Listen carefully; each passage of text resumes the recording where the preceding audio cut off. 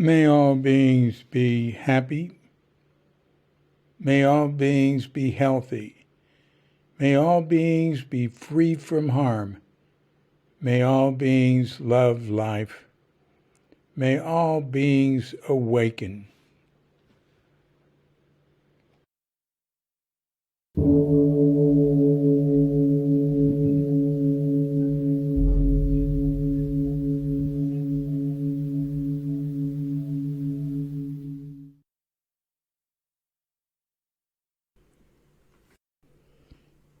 That's the big old AHG bell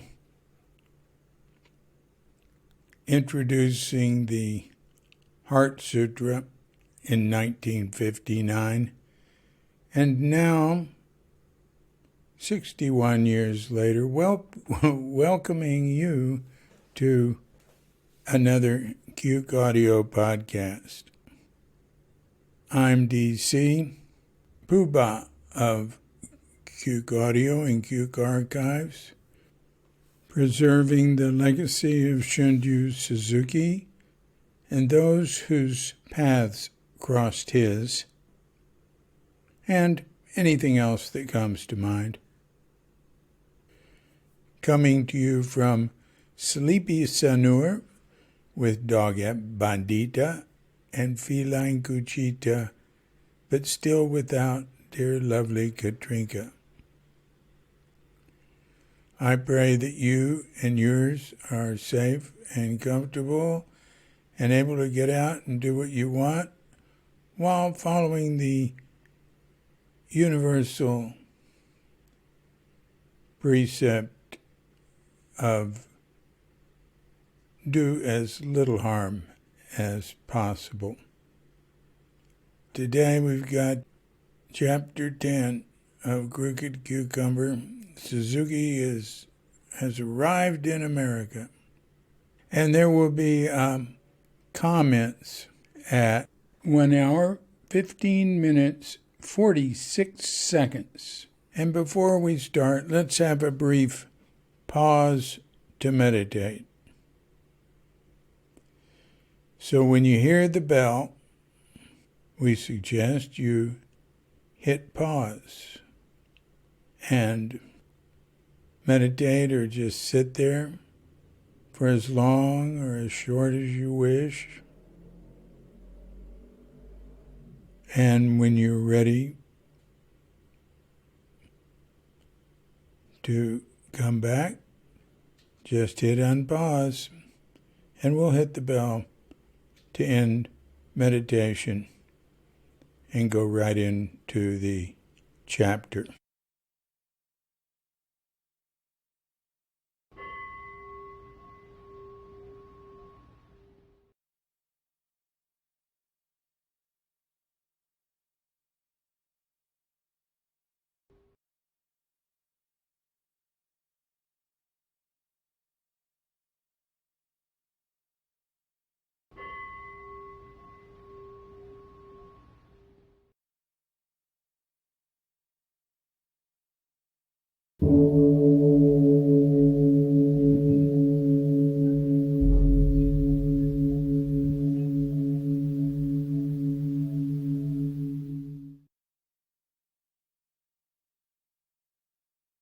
Crooked Cucumber, The Life and Zen Teaching of Shunryu Suzuki. Chapter 10, A New Leaf. 1959.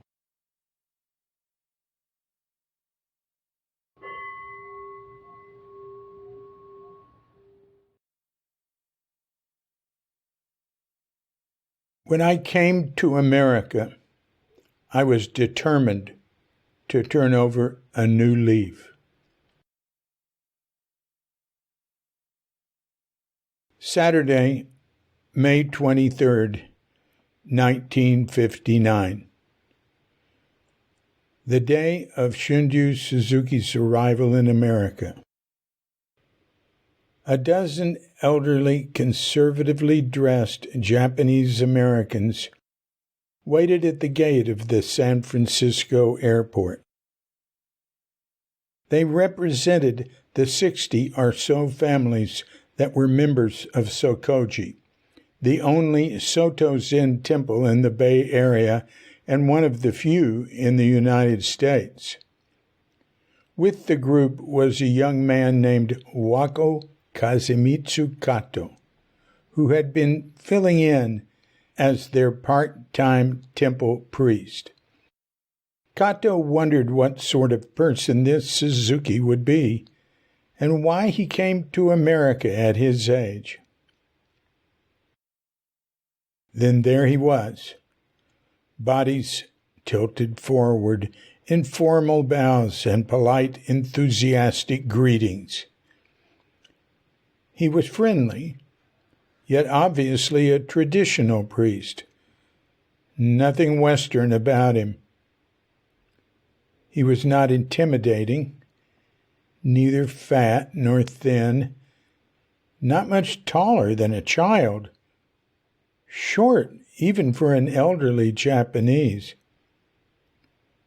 And there was a glow of anticipation about him. No one was more pleased than Kato that Suzuki had finally arrived. Kato was 28 and had been in charge of Sokoji for a year and a half by default since Hodo Tabase had gone back to Japan. Kato had arrived in 1952 at the age of 22 to be Tabase's assistant.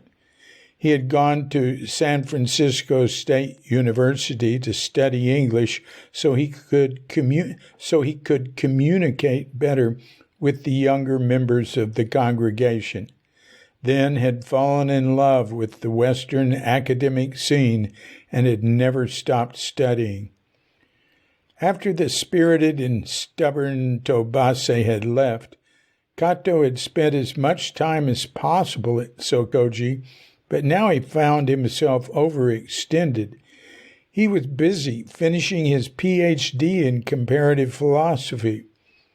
Because the congregation couldn't afford to pay him anything, at times he had to do menial labor to support himself and his family. Yet the duties at Sokoji could not be ignored, and Kato had been taking care of Sunday services, funerals, and everything else for a long time. He respected the older Japanese Americans, but to him the situation was an artifact of the past, lifeless and stale. Being at Sokoji was much too much like being back in Japan, stuck with obligations that didn't interest him. He preferred being with his friends, poets and artists, and in the stimulating atmosphere of the university. Kato drove Suzuki from the airport north toward San Francisco. The wealth of this country was apparent in everything Suzuki saw: warehouses, new suburban neighborhoods, distribution centers lined with trucks, and the foundations of Candlestick Park Stadium rising on landfill that once was marshland. Then the handsome, low, white skyline of the city came into view, along with glimpses of the bay bordered by shipyards and piers, and on the water sailboats and cargo ships. Most of the cars were large, and there were so many of them of such varied colors and makes. There were hardly any bicycles. In San Francisco, the streets were wide, lined with large Victorian houses. Everywhere were billboards and store signs in English to decipher. As Kato drove on, a fog crept over the city from the ocean and obscured the sunlight. On the sidewalks were whites, Asians, Hispanics, and blacks. Soon they were passing more Asians on the sidewalks, storefront signs in Japanese, bonsai on fire escapes. They came to a stop before a deeply inset arched doorway. Suzuki got out and looked up at the curious building, wooden, time-weathered, 3 stories high, with a mock Moorish tower on each side and a wide balcony in the middle with fancy columns. The facade was full of Romanesque decorative detail. It was an old synagogue, Kato explained, something of a landmark to students of architecture. There were 3 arched doorways, the central one the largest. The paint had dulled and lost its intended Venetian marble effect. It looked a bit shabby, though it must have been impressive in its day. A wooden plaque read, Sokoji, Soto Zen Mission, 1881 Bush Street.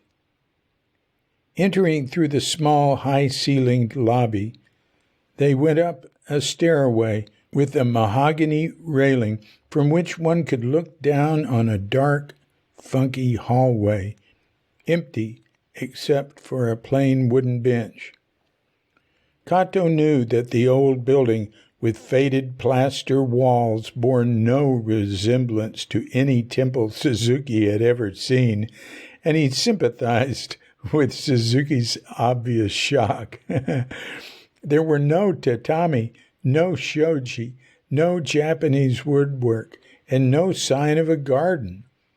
Kato and some of the members had cleaned it up in preparation for Suzuki's arrival, but he still was not proud of its appearance. At the top of the stairs, they walked through double doors into a large room filled with about 70 middle-aged and older Japanese Americans sitting on high-backed pews waiting to greet the new priest. Suzuki followed Kato along the worn wood floor under cylindrical paper lanterns. They stepped onto a wide platform cluttered with flower arrangements, cushions, and ritual instruments. Suzuki followed slowly behind Kato and stood at a wide altar before a 2-foot-high statue of Kannon, flanked by pyramids of fruit, vases of flowers, and 3 lit candles. Then Kato kneeled before the wide bronze bell and watched for the cue of 2 hands joining to bow in gassho. Suzuki paused. The room was hushed. He stood as unhurried as the flowers around him. He raised his hands. The deep, rich sound of the bell echoed through the high-ceilinged room. After 3 prostrations, he and all present chanted the Heart Sutra. Then Suzuki turned and bowed again in gassho, palms together, to those assembled, expressed his sincerity, warmth, and also his authority through the expression on his face, the way he wore his robes, how he used his hands. He said he was grateful to have arrived safely in America and thanked them for coming to greet him. These older Japanese, still close to the culture of their homeland, bowed solemnly in return.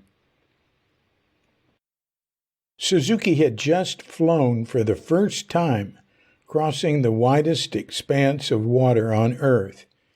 He had left one set of obligations for another, gone from the known to the unknown, to this musty old building and this expectant crowd.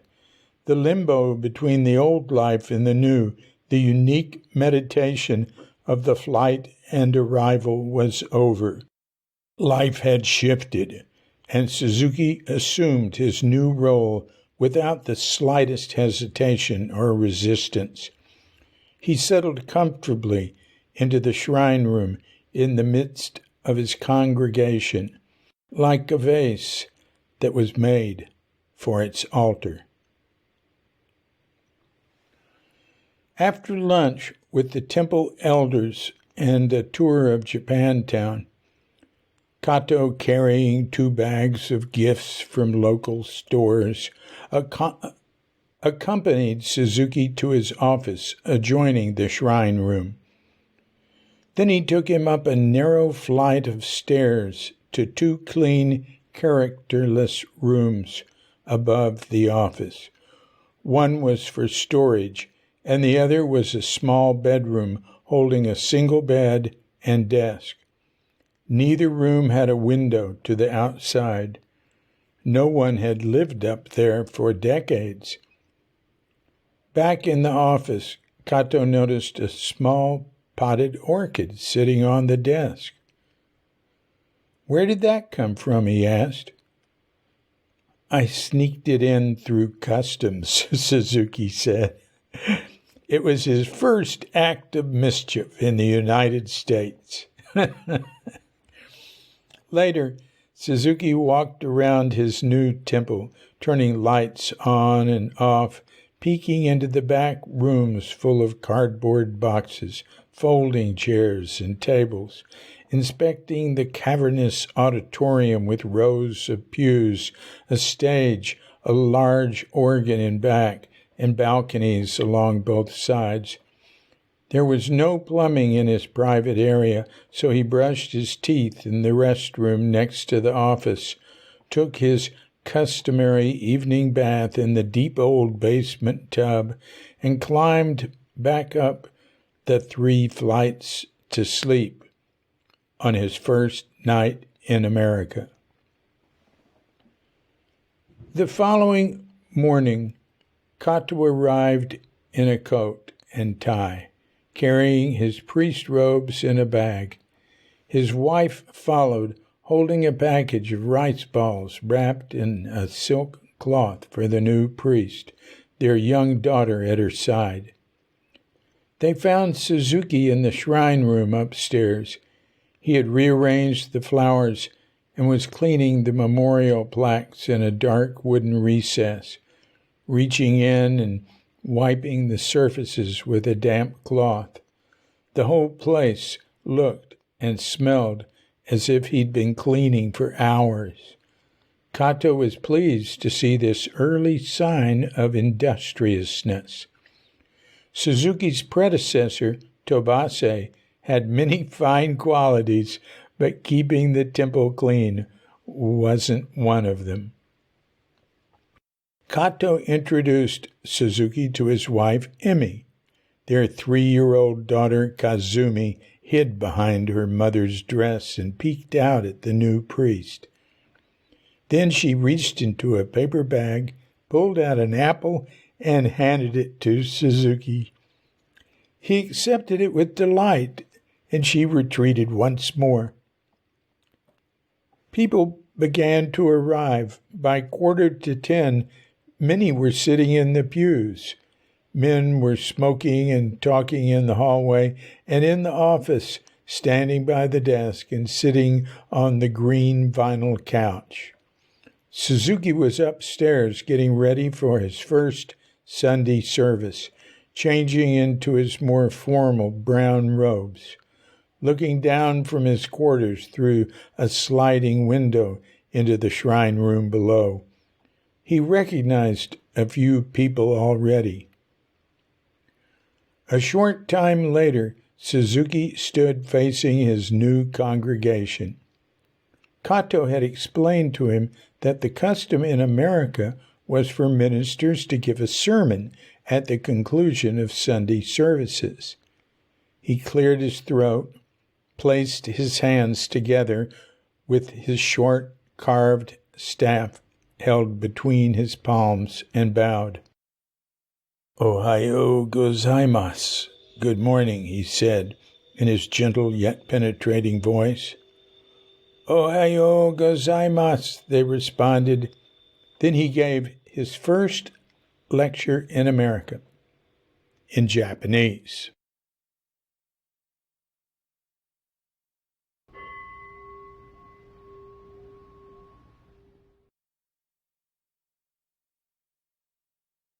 When Shakyamuni Buddha first started to teach 2,500 years ago in India, he lived in the forest and would at times give talks to all who came, monks, nuns, laymen, and lay women.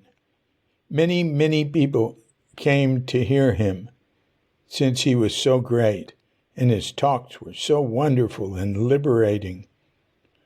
When he stepped up on his dais, a monk would hit a tree stump with a mallet, and his disciple Ananda would say, "We are now going to hear Buddha's talk, so please listen carefully." And Buddha would deliver his lecture. When he was finished, the monk would pound the stump again, and Ananda would say, "The Buddha's gracious talk is finished." Kato looked at the spotless surface of the bell stand in front of him. Suzuki spoke so slowly. The members of the congregation sat impassively. A few looked at their watches. Children squirmed in the pews. From the kitchen behind the altar came occasional sounds of food preparation, the clinking of pots and lids, women's voices, a chair being moved, footsteps. Suzuki continued. One day, the people came, Buddha arrived, and a monk hit the tree stump, and Ananda said, "We are now going to hear Buddha's talk, so please listen carefully." But that day, the Buddha just sat and didn't say a word. Then he stood up. Kato listened to Suzuki's delivery. He did not speak in the usual theatrical style of lecturing priests with dramatic rising and falling pitches. Suzuki wasn't trying to impress them with his knowledge and use of esoteric terms. He spoke simply, directly, almost informally. Ananda said, "Excuse me, O Honorable One, but are you not giving a talk today?" "Oh, but I just did," Buddha answered, and he descended his dais and walked away.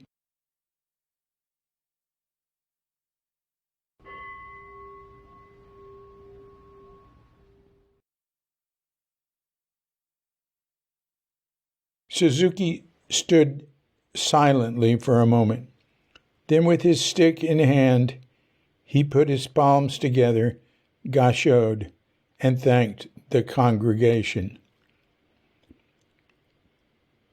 Kato smiled. A good story, and a very short story. Now there would be more time for refreshments and socializing. How ordinary their new priest was, Kato thought. Yet what a gracious style he had. He was off to a good start.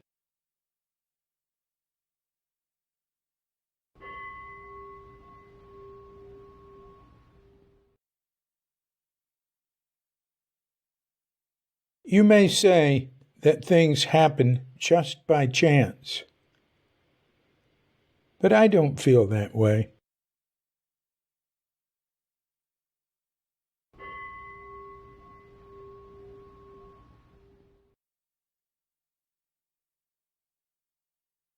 After a few days at Sokoji, Suzuki received his first Western visitor. Lou McNeil was an Irish-American in her early 20s and a student of opera.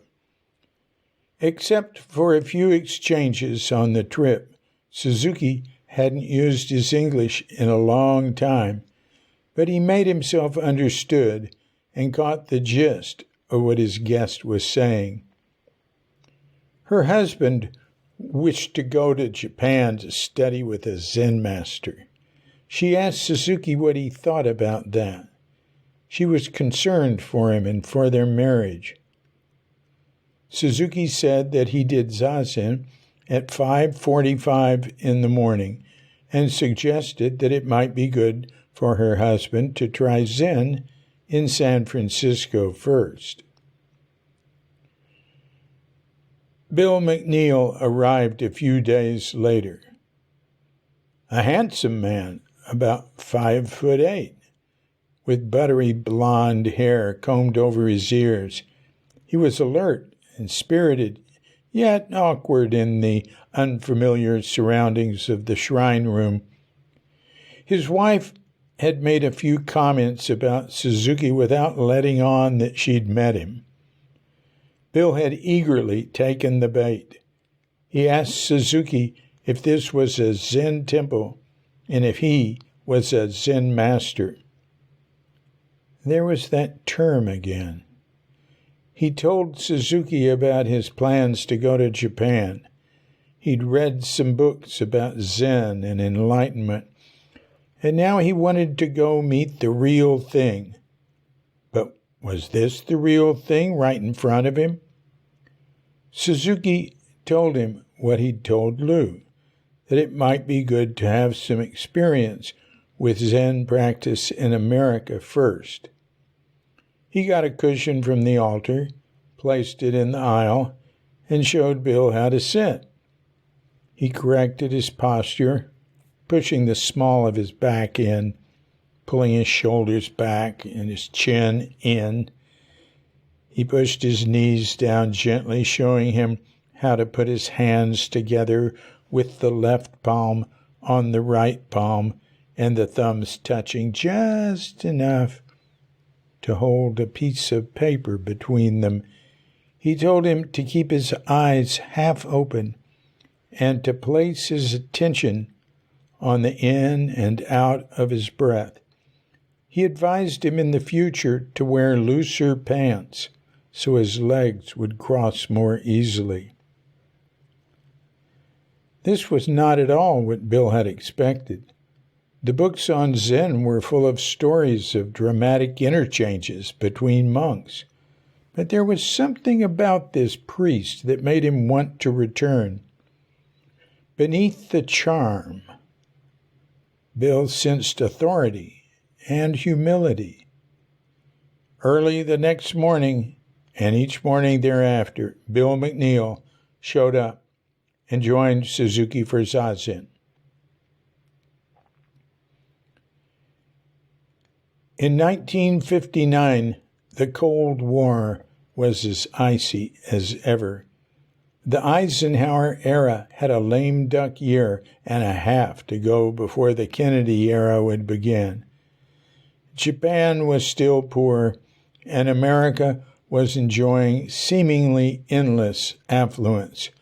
American Christianity and Judaism were generally supportive of society and its materialism. Only a few voices were pointing out the dangers of nuclear weapons, the narcotic effect of pop culture, and the soullessness of assembly line products. But there was a concentration of those voices in the San Francisco Bay Area. Suzuki had arrived at the height of what Kato called the Alan Watts Zen boom.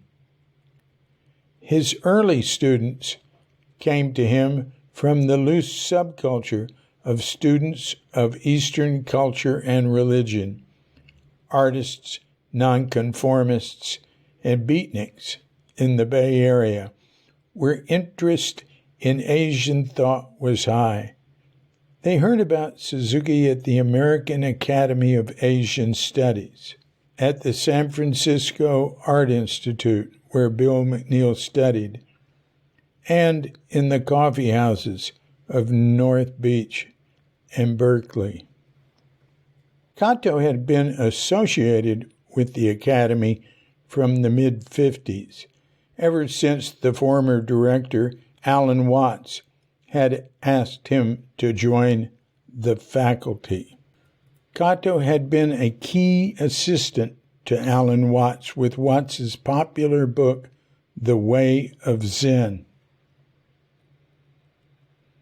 The staff included distinguished teachers from India, China, Cambodia, Thailand, Japan, and Tibet, who imparted first-hand instruction in Hinduism, Buddhism, Taoism, Sanskrit, and other languages, and the arts and histories of Asia.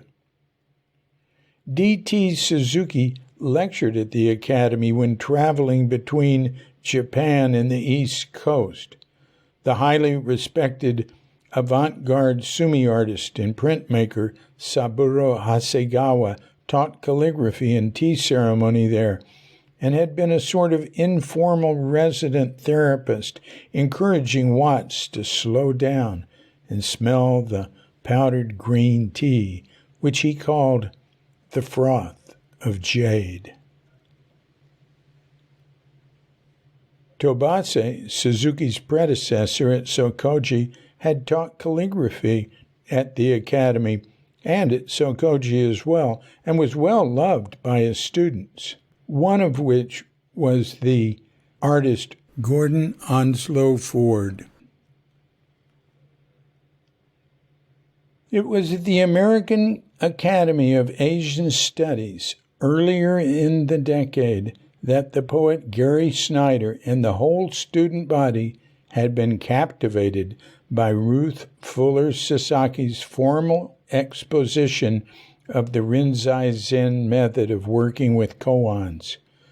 The matriarch of American Zen, she had married Shigetsu Sasaki, her Zen teacher, and the teacher of the first Zen Institute in New York City. After his death, she had moved to Kyoto to study and help foreigners who wanted to study Zen. She subsequently helped Snyder get a grant to go to Japan to study Rinzai Zen and work with her translation team. The three-story Victorian East-West house was near Sokoji on California Street, an early attempt at communal living organized by poets, artists, and students of Asian studies. It was set up after Alan Watts was asked to leave the Academy because of philosophical conflicts with the administration and because they objected to his libertine lifestyle. The East-West house was so popular that in 1958, the Hyphen House was started a few blocks away, a big gray building informally named for the hyphen between East and West. Many of the best-known characters from the San Francisco beat scene lived in or visited these houses, including poets Gary Snyder, Joanne Kiger, Lou Welsh, Lawrence Ferlinghetti, and Philip Whalen. Whalen was about to publish his first book of poetry. He'd got the Zen bug and was aware of Suzuki, having seen him walk by on the street wearing his priest's cap. He later met him at a wedding Suzuki performed. Whalen thought he was a delightful person, but was on his way to Japan to study the real thing, Rinzai Zen. Everyone seemed to be going to Japan or wishing they could. Watts criticized the old-fashioned monastic Zen way as square Zen. He also put down beat Zen and made a case for what he called Zen Zen. Whalen called beat Zen an hallucination, but wondered if there could be any Zen Zen without checking out the squares in Japan. Just before he left for Japan, he ran into McNeil and his wife. McNeil said he'd see Whalen over there before long, but he loved studying with Suzuki and was going to continue that for a while until Suzuki thought he was ready to go. There was definitely a buzz about the new priest at Sokoji. A few of the hip crowd, like McNeil and Joanne Kiger, had joined the morning zazen, but it seemed awfully early in the morning to most of them. Suzuki was surprised by all this interest in Zen. He had never experienced anything like it in Japan. He enjoyed the lively, hip, intellectual milieu, but he didn't venture out much into its world. He just tended to his temple. When people asked about Zen, he always said, "I sit at 5:45 in the morning. Please join me." It was his calling card. There didn't seem to be any hook. But to the few who were joining in and getting to know him, Suzuki himself was the hook.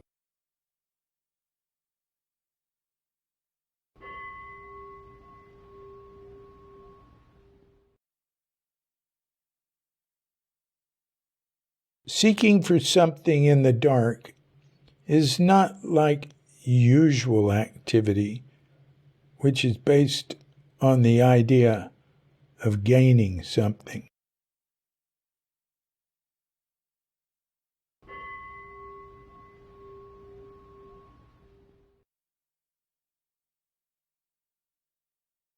Kato invited Suzuki to join his class on Zen Buddhism at the academy. It was located in a fine old rambling mansion in the fashionable Pacific Heights section of San Francisco. 12 students sat at a round oak table.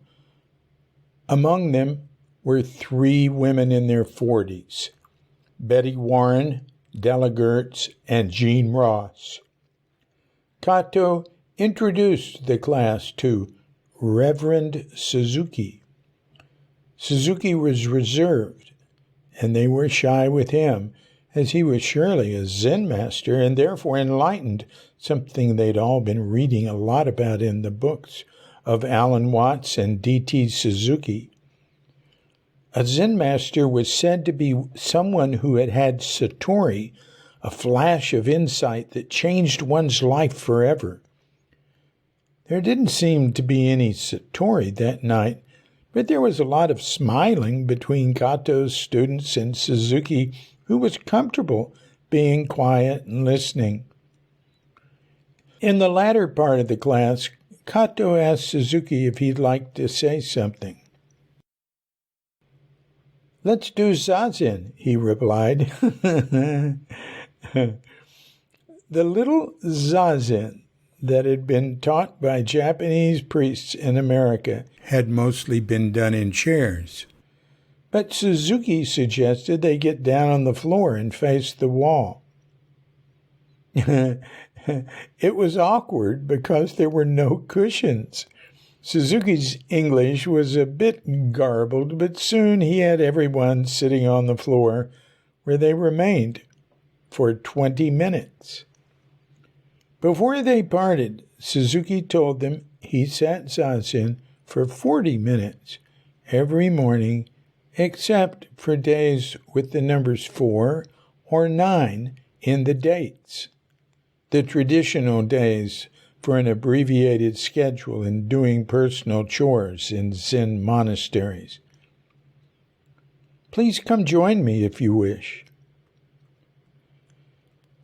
Betty Warren and Della Gertz were both native Californians who came to the Bay Area in the 30s to go to college and become teachers. After taking a college semantics class with the noted linguist S.I. Hayakawa, Della saw things in a new light, took some comparative religion classes, and began studying at the academy in the early 50s. After hearing Alan Watts on KPFA radio, Betty decided to take a course on Zen Buddhism at the academy. Betty, Della, and Jean Ross met each other in Gato's class, and for many years their spiritual paths would run parallel. The three women decided to continue their Buddhist studies with Suzuki at Sokoji. Jean would join them after a trip to Europe. All three felt an attraction to Suzuki as a teacher. Della said that as soon as she met him, she wanted to be with him, regardless of what he was teaching. Betty agreed. There was something about his bearing, a look in his eye that made me feel that whatever he said was something I could trust. He was a rare person. Betty picked up Della on her way in from Sausalito, and the two joined the few others at Sokoji. After zazen, they were invited to tea with Suzuki at a long wooden table in the kitchen. Bill and Lou McNeil were also there. Lou had started sitting with Suzuki, too. The first day she came, her husband was surprised to find out that she and Suzuki already knew each other. "We tricked you," Suzuki told him. An architect named Bob Hintz had been sitting every morning with Bill. Hintz was friendly, short, and prematurely balding. He had a lot of nervous energy.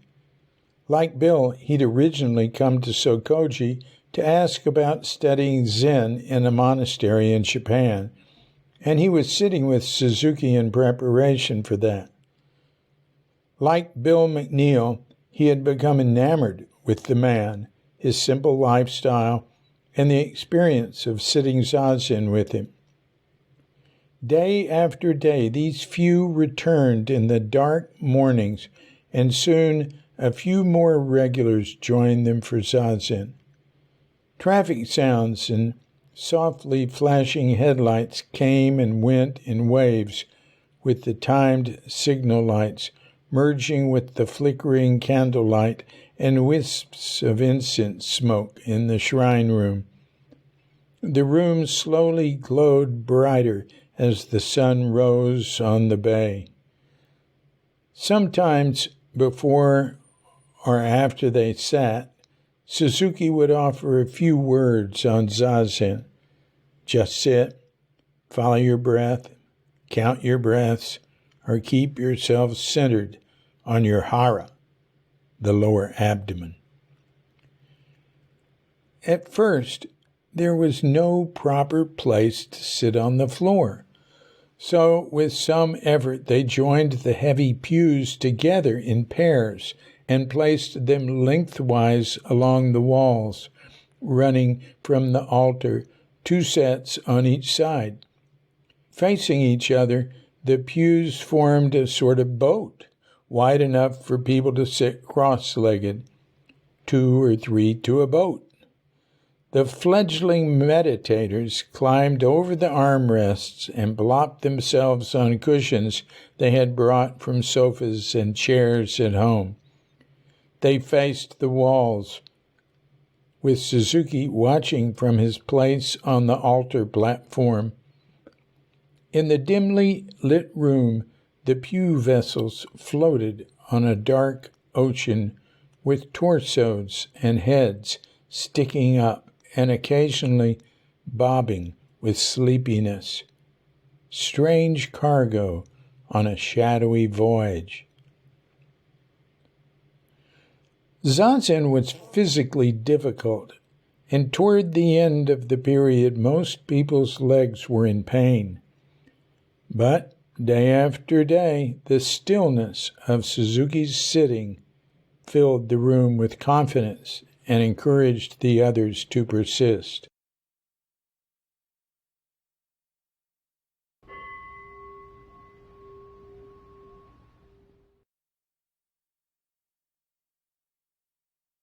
It is important to work for future generations, for our descendants. We must be proud to do something, even though people do not usually know its value.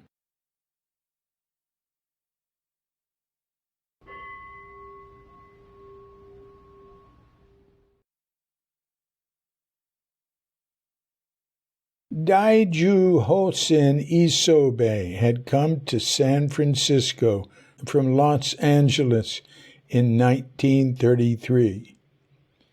On Buddha's Enlightenment Day, December 8, 1934, he founded Sokoji. The name he gave the abandoned synagogue had a simple meaning. Soko stood for San Francisco, and Ji meant temple. Daito Suzuki, whom Shunryu Suzuki had seen off as a young man in Japan, moved from Zenshuji in L.A. to become the third head priest of Sokoji, again on December 8th, Buddha's Enlightenment Day, 1941, the day after Pearl Harbor. He was abbot in absentia through the years of the Japanese internment and continued after the war until 1948. Through great effort, he and others had managed to keep the temple in the hands of the congregation. A Hindu temple had helped them by taking over the deed during the war, although a Christian group used it as a church. In 1948, Daito returned to L.A., where he became the abbot of Zenshuji and Soto Zen Bishop of North America until he died on July 9, 1959. At that time, Suzuki was asked by his friend Guido at Soto headquarters in Japan to become the bishop and to move the North American Soto headquarters to San Francisco. Suzuki refused. Suzuki flew to L.A. to conduct Daito's funeral. A young Soto Zen priest named Taizan Maizumi joined him. Maizumi had been an assistant priest at Zenshuji, the Soto temple in L.A., since the early 50s. He had recently been studying at San Francisco State. In L.A., Maizumi had sat zazen with Nyogen Senzaki, the pioneering Rinzai Zen priest who had taught Zen to Westerners for decades. And Maizumi said he too hoped to start a zazen group in America. This was the first funeral Suzuki had performed in America. Daito would become American soil. In 1929, when Suzuki and a group of fellow college student monks had seen Daito off at the docks in Yokohama, Suzuki had cheered him wet-eyed as the boat pulled away. How he had wished back then that he could be the one starting a new life in America. Now, 30 years later, he was.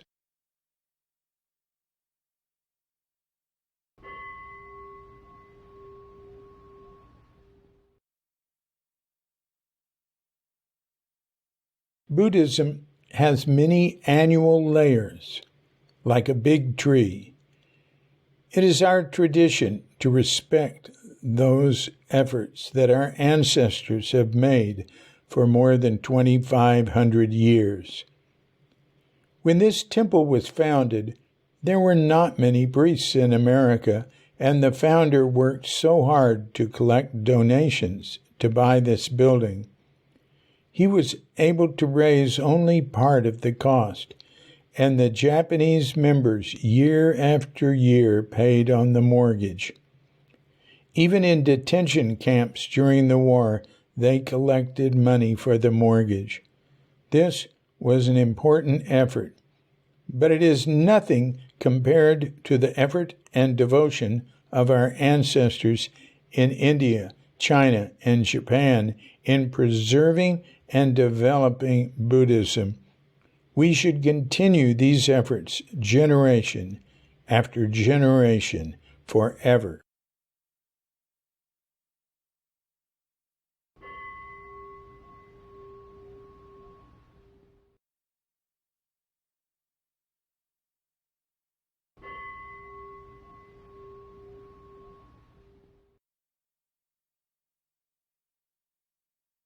When I came to America, I had no idea, no particular plan.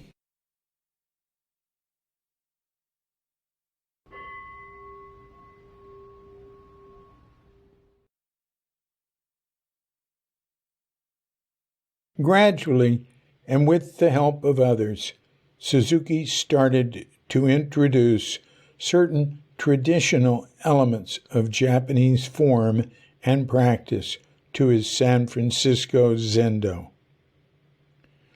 George Hagiwara was among the few members of the congregation who were friendly with the Zazen students. When he greeted them at the temple on Sundays or weekday afternoons, he always smiled and made them feel welcome. The Hagiwara family had founded and been caretakers of the famous Japanese tea garden in Golden Gate Park, and had lived in the house there till World War II. Though he had lost a fortune during the war, he was still better off than most of the Japanese American members who were recovering from the terrible losses suffered during internment. Having heard from Suzuki how cumbersome it was to sit zazen on the pews, Hagiwara talked to other members and took up a collection. They ordered tatami mats from Japan to go around the edge of the room, and also bought grass goza mats to bow on, and black cloth to make round zafu cushions. In 6 weeks, the new materials arrived. On Saturdays, Betty and Della stayed for breakfast and afterwards sewed and stuffed kapok into the zafus. Bill McNeil and some of the other men cleaned the floor and moved the pews back in from the balcony for the Japanese congregation's service on Sunday. Thus started the tradition of an extended Saturday morning schedule that included a work period.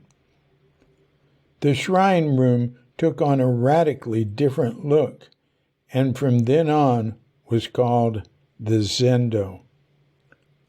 Suzuki guarded the appearance of the newly appointed Zendo and kept a watchful eye out to see that people fluffed their zafus back into a round shape after zazen and placed them in the center of the tatami, lining them all up straight. Betty's first reaction to the zafu was that it felt as hard as the tatami underneath. Next, she said, Sensei's going to give us a nice rock and tell us that's what they sit on at Eiheiji in Japan. Another ingredient that Suzuki carefully introduced at this time was sutra chanting. After the first month, he started reciting the Heart Sutra each morning after zazen, accompanying himself by thumping on the mokugyo and ringing the low and high bowl-shaped bells while the others stood and listened. Then one morning he passed out cards to the 7 people present with the Romanized sutra printed on them. They chanted the Heart Sutra 3 times as Suzuki hit the bells and drums. He made no comment on their efforts, which sounded like an orchestra tuning up. Soon they were developing their own style of chanting. Suzuki put up a sign on the altar that read, "Chant the sutra with your ears." An element in the Zendo environment that attracted particular attention was the kyosaku, which came to be called the stick. The kyosaku is an integral part of Japanese Zen, used primarily to awaken a practitioner who has become drowsy while sitting on the cushion. Suzuki's stick was about 2 feet long and 1.5 inches wide, oval at the handle end and flat at the other. During the Zazen period, he would walk around the zendo with the stick held vertically in front of him. When students appeared to be sleepy or unfocused, Suzuki would stand behind them and rest the flat end of the stick on their right shoulder. They would put their palms together in gasho and bend over to the left. He'd hit each student twice on the muscles between the shoulder blade and the backbone, then repeat the procedure on the left shoulder.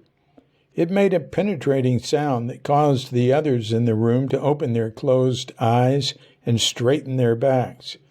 But it was more invigorating than painful and frightened only newcomers. There is no record of dogons having used the stick.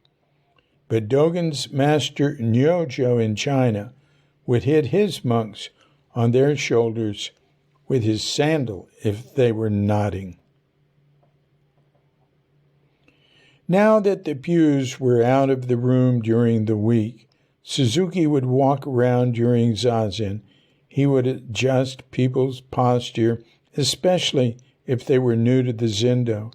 He would occasionally whisper advice like, "Please keep the eyes half open."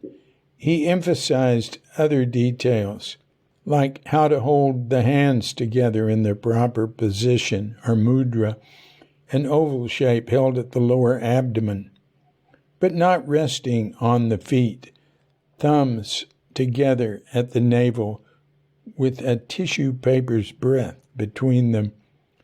He tended to pay more attention to students on their first day, usually touching them in some way as if to say hello, straightening posture, or even briefly massaging someone nervous or stiff. But mostly he left his students alone, and there was stillness. People came and sat with Suzuki and each other in candlelight and silence, chanted a sutra, maybe stayed for tea afterwards, and then went on about their lives. Those who continued day after day, week after week, began to feel a change in themselves. Suzuki did too. He was no longer frustrated with how his life was going.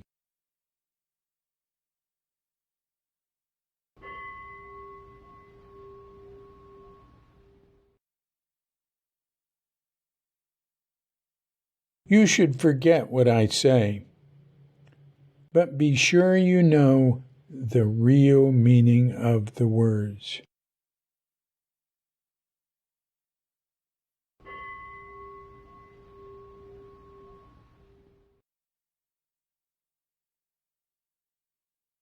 Kato helped translate at times, but Suzuki didn't want more assistance than absolutely necessary. His English was taking off. At adult school, which he attended every day, he'd done so well on tests that his English teacher had accused him of cheating. Suzuki bravely began giving talks in English on Wednesday nights. They were brief, 15 to 30 minutes. He spent hours preparing for them, but many listeners, especially those hearing him for the first time, had trouble understanding his English and went away scratching their heads. After one of his talks, when he and Kato were alone together in the office, Suzuki took off his okesa, folded and draped it over a chair, then sighed and said to Kato, "Such a chore. I have to think of what to say." "Yes, in English, as well as Japanese," Kato said, looking at the Japanese-English dictionary on his desk, the cover worn and the corners curled up. But Suzuki's efforts were appreciated. Della understood him right away. To her, he was clearly saying what she already believed. We have what we seek, and the way to find it is just to be ourselves. Betty noticed how much he contradicted himself, coming back around to the opposite of what he just said in the same lecture, sometimes even in the same sentence. He just didn't think in a way she was used to. One week he says we have to put our entire effort into it, she said to Della. And the next week he says there's no use trying, give up, and the answer will come. No use trying, and you've got to do your damnedest.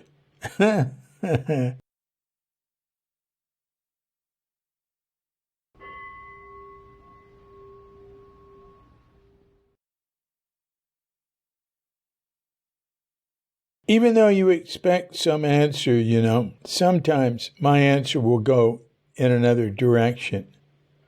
Even though my answer is something you didn't expect, you should be able to follow the direction. You shouldn't be lost. Of course, sometimes your teacher will give you some answer you do expect. A teacher will always try to put you in confusion. Back and forth in this way, we will help each other.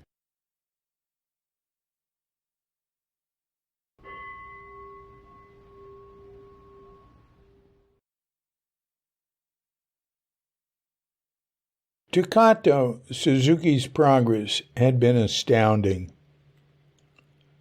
Amazingly, with his sort of calm, slow pace, he said to Hagiwara one day, Suzuki-sensei has communicated with his students within a short time.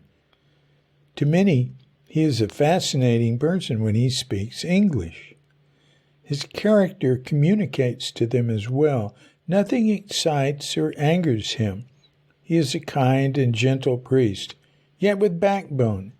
He actually has stern zazen in the Zendo, but after zazen, he is a warm person.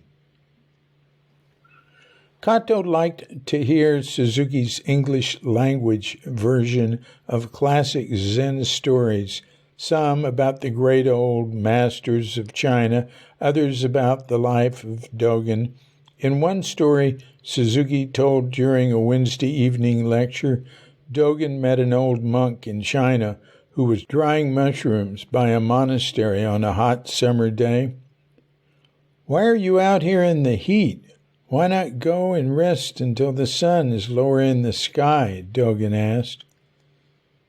"This is what I'm doing now," answered the monk. "It's my job, and no one else's job.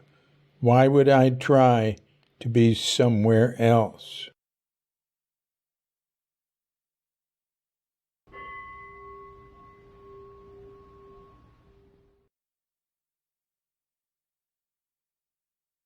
"The time is now," Suzuki said after he told the story.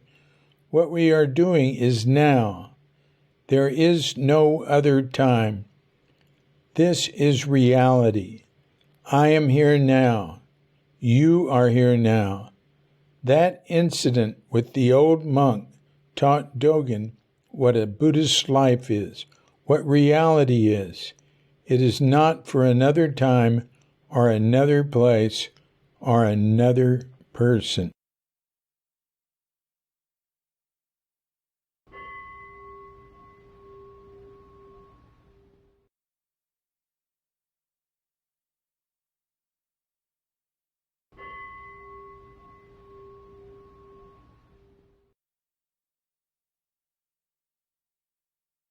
A single piece of thread is not useful until we make a beautiful cloth with it. So each single school of Buddhism is meant as part of the overall religious life.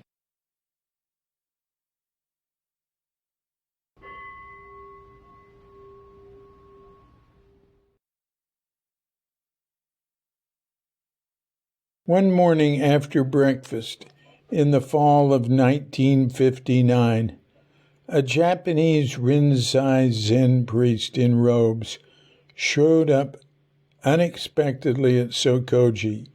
His name was Soen Nakagawa. He had heard that Shunryu Suzuki was sitting zazen with Westerners, and for that reason he had come to pay his respects. Kato, who answered the door, led him upstairs. Nakagawa offered incense at the altar, and the three of them chanted the Heart Sutra. Kato and Suzuki had heard of Nakagawa and were impressed that this priest from the Rinzai sect would visit them. Kato did not like the Japanese sectarian tradition in which priests from different sects avoided fraternizing, but he was used to it. These two, however, were quite open with each other. They had in common that they wished to transmit their way to Westerners.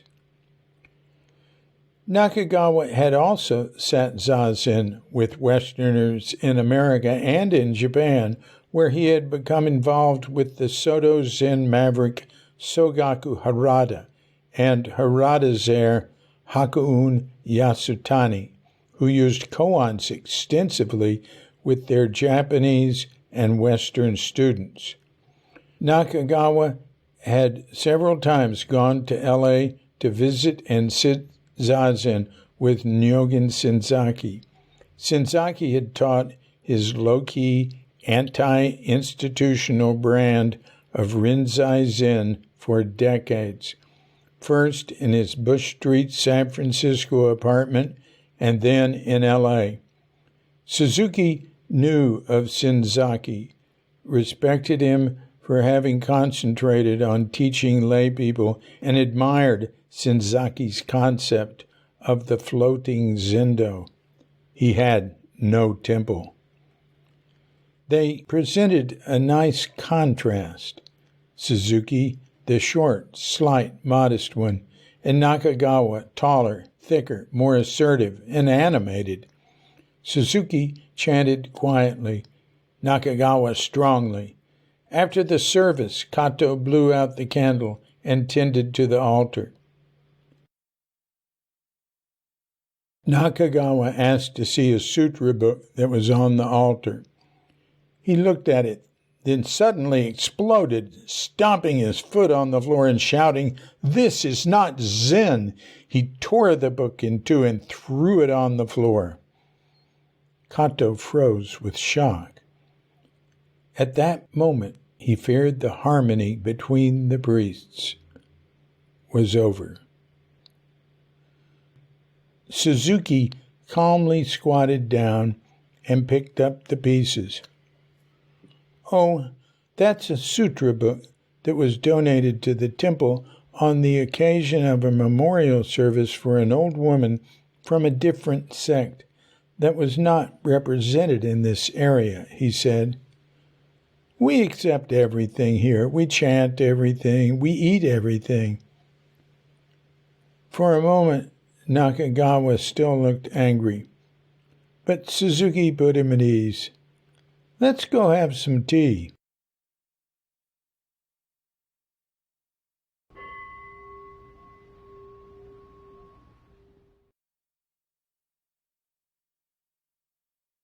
Buddhism is not any special teaching.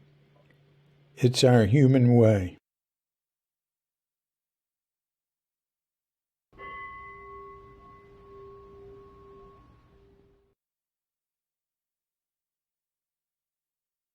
In September, Jean Ross returned from Europe.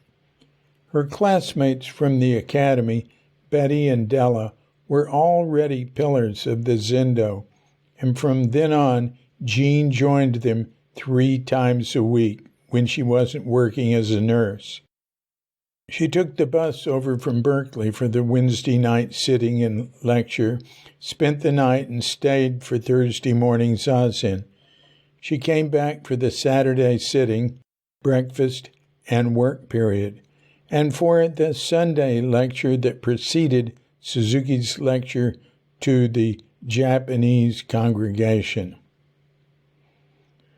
Jean was from a middle-class Detroit family with strong ties to the Methodist Church.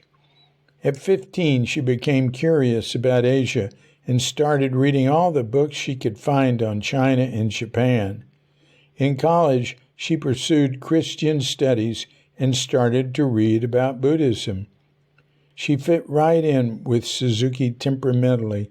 She was independent and sharp-eyed, with no time for nonsense. She was heavy and had a hard time sitting on a cushion on the floor, but she could accept the difficult regimen when it came from Suzuki. Jean had a constancy and determination that impressed Suzuki. The harder it is for you to sit, the deeper your realization, he always said. Della was accustomed to coming by in the afternoons when her kindergarten class was over to see if she could be of use. She drove Suzuki to visit Alan Watts and to the homes of Japanese Americans so he could perform memorial services for their departed ancestors. He would call and ask for a ride to the airport to greet a visitor or go to the newspaper for an interview. One day, Suzuki went to Della's house and met her husband, who was afflicted with advanced Parkinson's disease.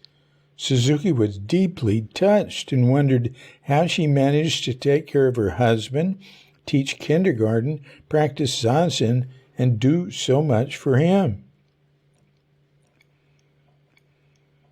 Are there any real bodhisattvas on earth? Bill McNeil once asked Suzuki. Yes, he answered. Della. One day, Della took him to Sears, where he bought a dozen potted plants and a 3-foot potted tree. He put the tree in the main entryway and the plants on a table at the top of the stairs where everyone passed on their way to and from the Zendo. The temple now had a brighter, cared-for look. The cleaning, decorating, and rearranging that Suzuki started the day he arrived had made the place much more inviting. His own room was brighter, too, thanks to a window installed as a gift from the temple's board. The Saturday work period also made a big difference. Even a few people could get a lot done in an hour cleaning the Zendo, halls and stairway, bathrooms, steps, and the sidewalk out front. Kato assisted with Sunday service and visited once or twice during the week. A cantankerous old caretaker took care of maintenance, changing light bulbs and fixing leaks. Students and congregation women would sometimes bring food over or invite Suzuki to their houses for dinner. Della brought him casseroles and cookies. He often ate lunch and dinner in Japantown, but mainly he cooked for himself and whomever dropped by. Della's favorite was his ginger tofu. Although students and congregation members helped in their spare time, Suzuki expressed frustration at all he had to do. He told Kato he wished his wife Mitsu could join him. He'd always had women to help him run a temple. He wrote asking Mitsu to come, but she refused. saying she was needed at the 2 kindergartens and would wait for him to return to Japan when his 3-year stint in America was up. Mitsu was no longer ill. A doctor had finally diagnosed her with thyroiditis, and a simple operation had corrected the problem. But she was still angry at her husband for abandoning her when she was sick.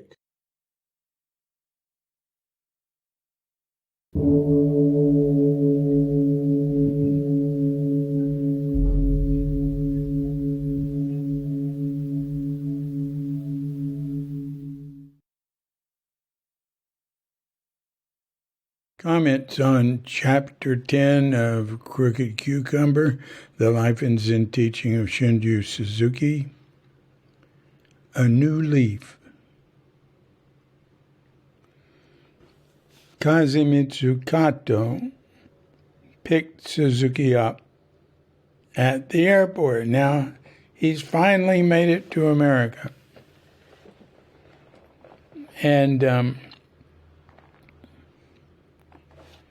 I tell plenty about Kato and all that. He was a major source for a lot of that early information. He's still going too. He's 90 years old. I've already mentioned him in a prior podcast for some reason. I think he and his wife, Emmy, are still living in Pasadena, and he still has a relationship with Zen Shuji in L.A. Here's from my interview with him. I should say my interviews with him.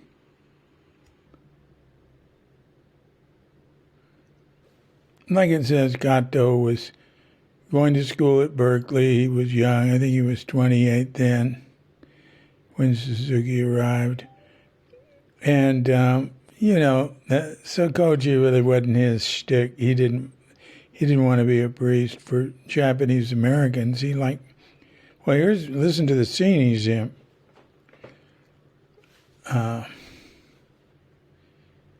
He says that he and Emmy, his wife, he started off saying, Suzuki here. Suzuki Roshi married my wife and me. And she says, no, he didn't. Tobase married us. And he goes, oh, that's right. It was a long time ago. Well, Tobase was the priest before Suzuki, Odo Tobase. And he left, I think, a year and a half before Suzuki got there. And I'm going to tell you a little bit about him, too. We were living on Rhode Island Street at that time in Potrero Hill in San Francisco. We loved it there. Lawrence Ferlinghetti was living near us. Then there was KQED director Hagopian living near us too. And KQED, the public TV station, but was, it was a very hip, happening public TV station at the time. We were surrounded with artists and writers. Michael McClure. It was a very interesting period. Alan Watts was active, and Gary Schneider was living in the Sonoma area, but was in and out of the city as well as Kyoto.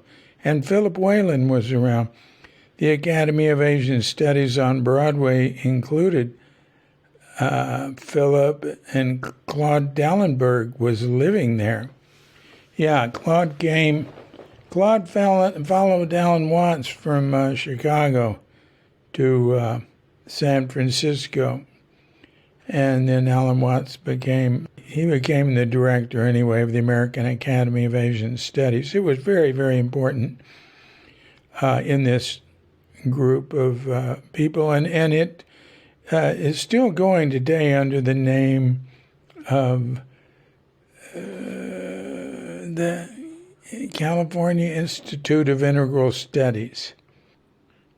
And so I remember hearing, like maybe Claude told me, maybe people were saying it, that he became the janitor at the American Academy of Asian Studies when he followed West there. Now, I always knew Claude to have money. I don't think he had to. He was always investing. I never saw him have a regular job. But anyway, he became the janitor, at least for a while. But like Kato said, he was living there. He says Guy Fu Feng moved to Colorado. He translated the Tao Te Ching with Jane English. He was an Academy member who leaned on Chinese philosophy, especially Taoism. Those days, the late 50s and early 60s, was the height of interest in Zen and Taoism in San Francisco, a very exciting place. It was the Alan Watts Zen boom. D.T. Suzuki's works were popular. On a few occasions, he visited the Academy en route to New York or Claremont colleges, so we'd hear him. Kenneth Rexroth was alive then, and he read poetry here and there, including at Esalen Institute. On California Street, there was a place called the East-West House. Most of them went to Sokoji to sit in those days. It was near Buchanan, a big Victorian-style house, 3 stories, and a whole bunch of people lived there. I don't know who ran it. You know, Claude Dallenberg East-West House did not have a manager, but the closest thing to it was Claude Dallenberg, is my understanding. He sort of kept things in order. He did the same thing with the early Zen Center. But once we got Tassajara, Claude started managing all the apartments that Zen Center was renting and filling with Zen students. But oops, that's in the future. We don't even know if that's going to happen yet, so I don't want to spoil anything. But the East-West House, Joanne Geiger and Gary Snyder were married and living there, and Philip lived there. And a lot of people, I've heard so much about it. He says, to everyone in those circles, the arrival of Suzuki Roshi was an exciting event.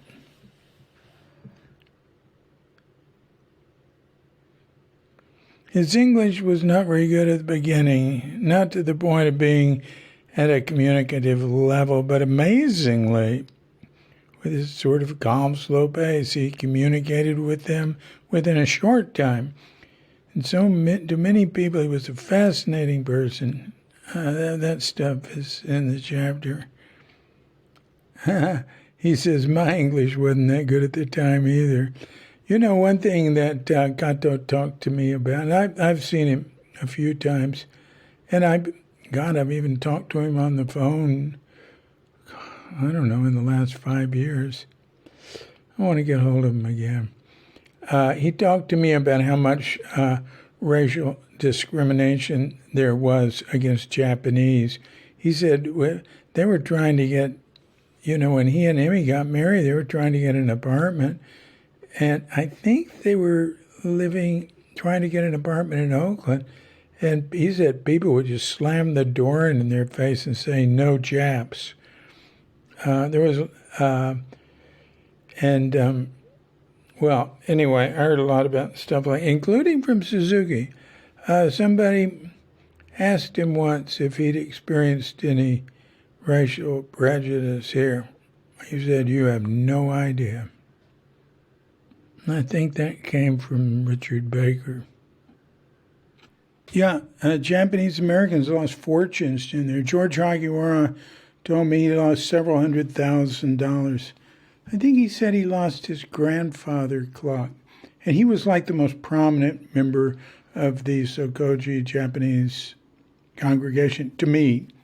His family lived until World War II, lived in the Japanese Tea Garden. His father built it in Golden Gate Park and was sent there by the emperor.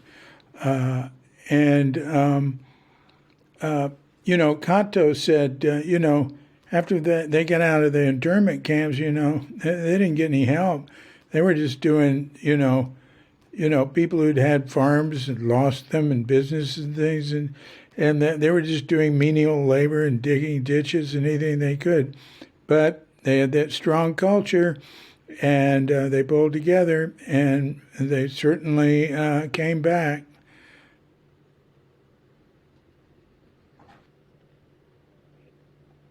So I just looked through what I had from the San Francisco library and here and there on Suzuki, and the best stuff's on Wikipedia. Not surprised. It was originally for Congregation Ohabai Shalome.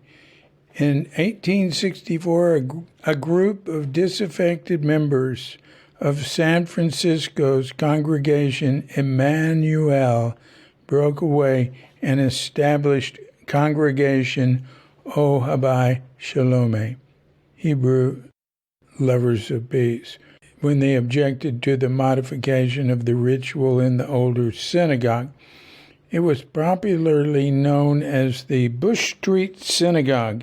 In the face of declining membership, the congregation sold the building in November 1934 to the Soto Zen Mission of the Sokoji Buddhist Church. Well, I don't know where I have this other material, but I've had descriptions of it. If you just Google Sokoji, I don't feel bad about not having pictures and video, because anything you want to see, you can see on the internet. But it has two towers on the right and the left side. Well, those are just little midget towers. What it used to have was ornate. They used to ornately extend up, and there was a big sort of like metal lattice work across, going across with a walkway on top, and maybe Hebrew letters that you could see from across town. It was very all that stuff was very tall. I've never seen a picture of it. I've just read about it. But also the building. It was. Here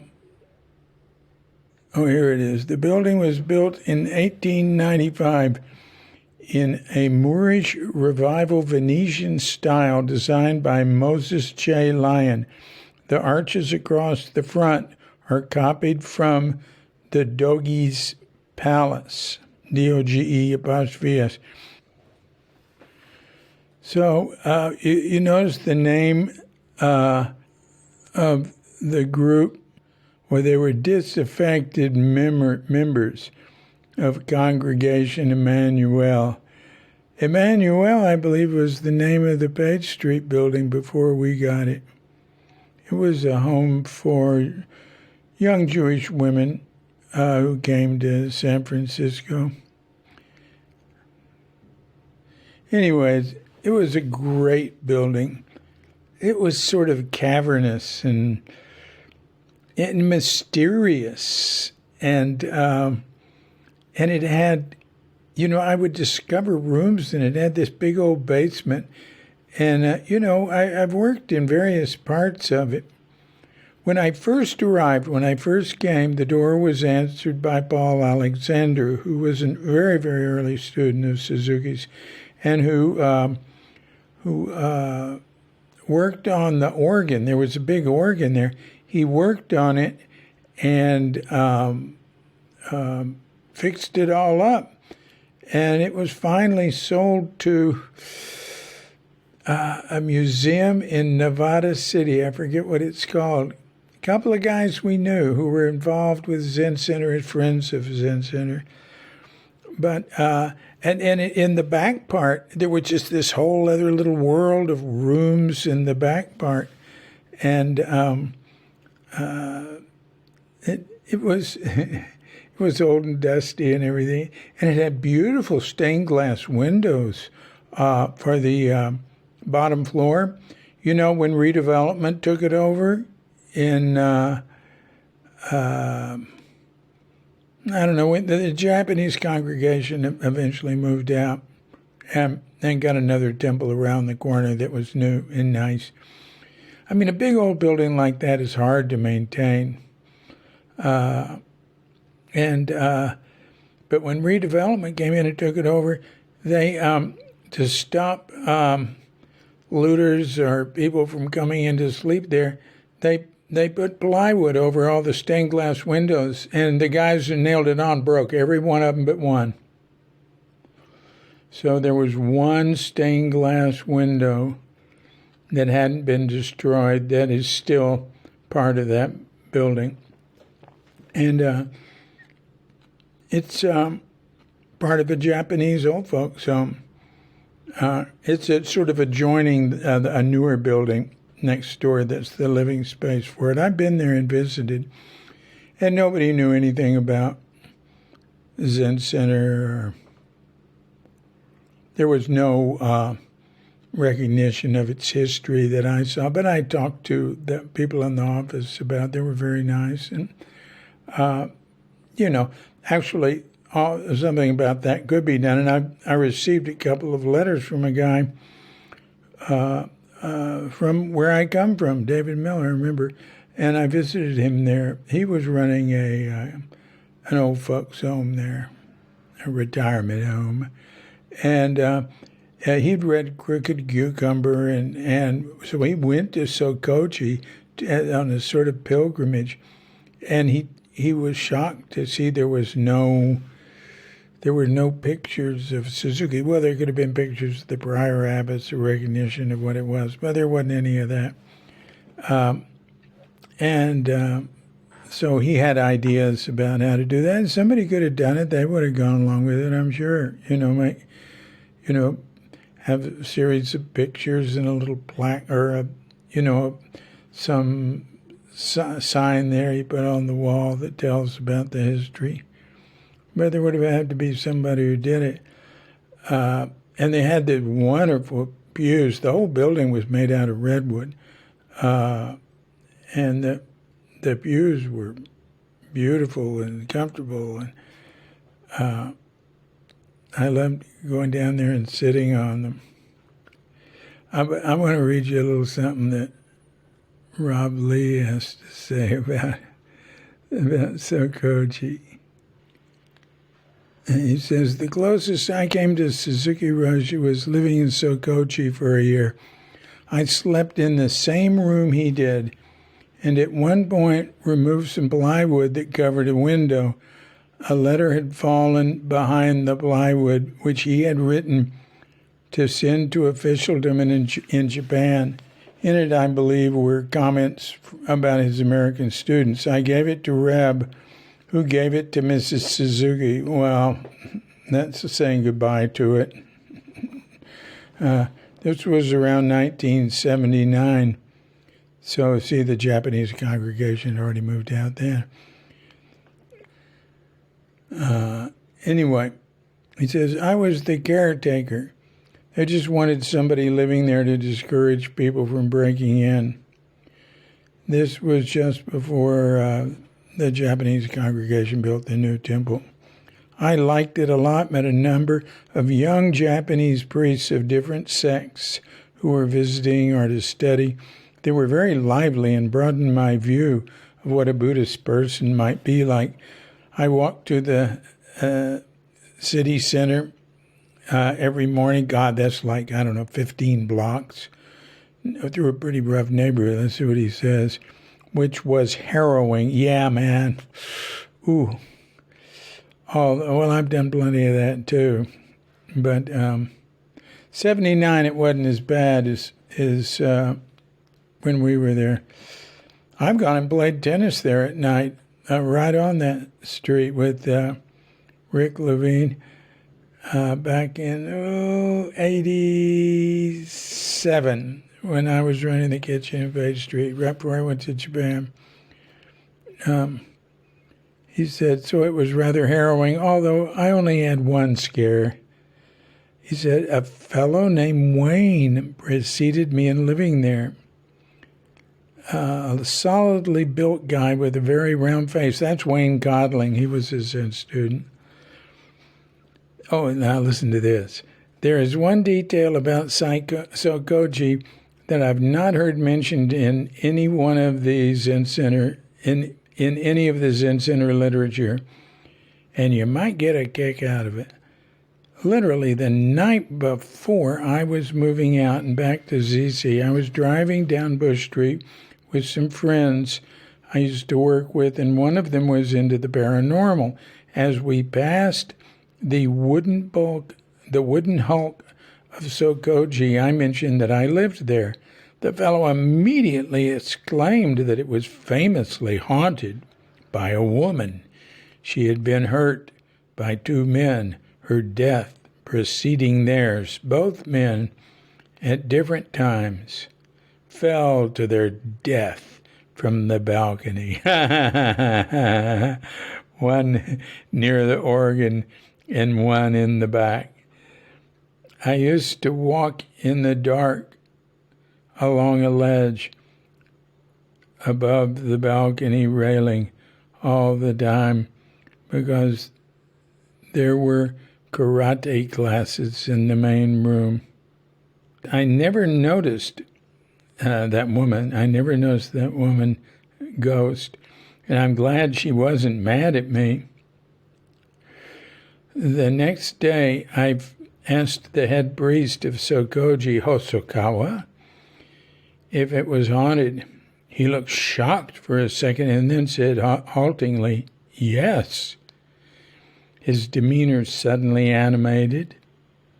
Then they even had a group photo they'd taken in the office with the vague specter of a woman with long gray hair in the background. Claude Dallenberg, he came to San Francisco in the early 50s. And so he got involved with Tobase. Tobase didn't, he wasn't teaching Zen like Suzuki, but there were some Westerners who were interested, and Claude said they would have a little meeting and talk about Zen once a week, and they'd do Zazen for 10 minutes. And Claude said, Alan Watts didn't do Zazen. Well, I think personally he did, especially later in life. But he had over in Druid Heights, just above Green Gulch, he had a Zabuton and a Zafu there.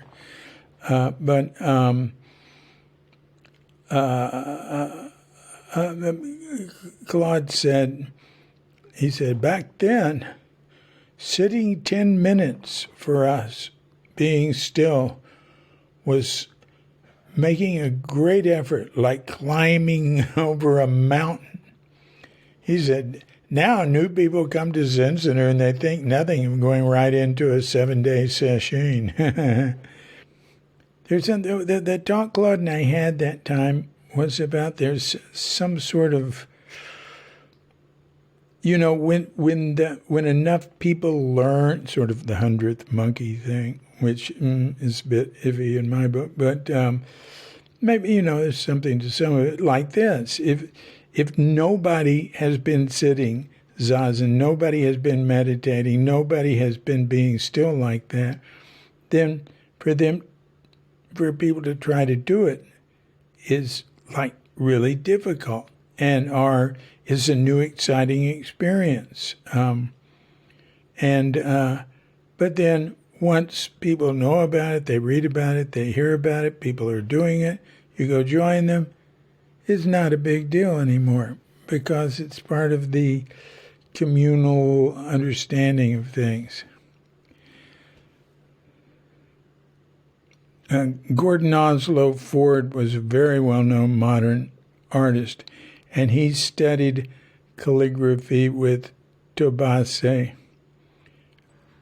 He started with Saburo Hasegawa, who was involved with the academy, and learned about calligraphy from him. And then but he wasn't in the Bay Area, so he went to Japantown and asked if there was anybody that knew how to teach calligraphy there. And they said, well, go ask the priest over at Sokoji. And Ford said that Tobase had no relationships then with the Westerners that he knew of, and he would just go study with him for a few years, calligraphy there. People liked Tobase, but he didn't have that missionary spirit that Suzuki had.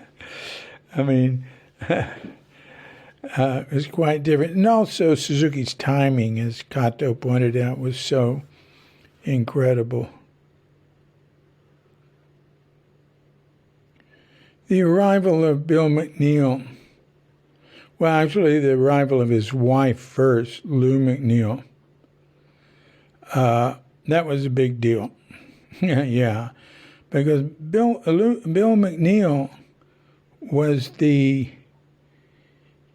he was for that very, very first 2 years, like what Graham Petchy and Richard Baker were later on. They were the ones who really took it seriously, and McNeill was really into it, and he sort of electrified the group and got other people to come. He got Joanne Geiger to come. No, I shouldn't say it like that. It's not like other people weren't taking it seriously. It's because they were multipliers. That's a phrase we use in movements I've been in, like the nuclear freeze. You want to get to, when you start a movement, you want to get to people who get to people. They're multipliers, teachers, scoutmasters, but just people with that personality, with that thing that they're like vectors. It's like they said with the coronavirus, one person can infect 10 people. For Suzuki's teaching to take hold in America, he needed people who were multipliers. And that's what Bill McNeill was. Della or Betty called him the live wire. And people liked McNeill. And you'll hear more about him in the next chapter. It says in it, I say, that Philip Whalen called beat Zen an hallucination.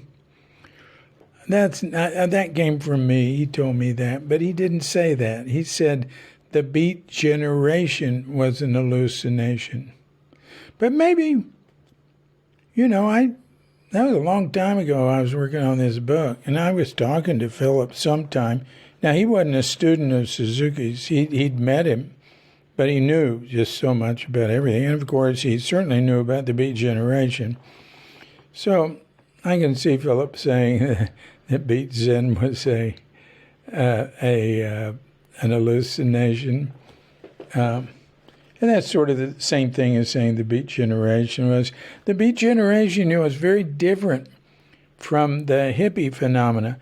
It was all centered around a small group of poets and artists and musicians and intellectuals and writers and hangers-on.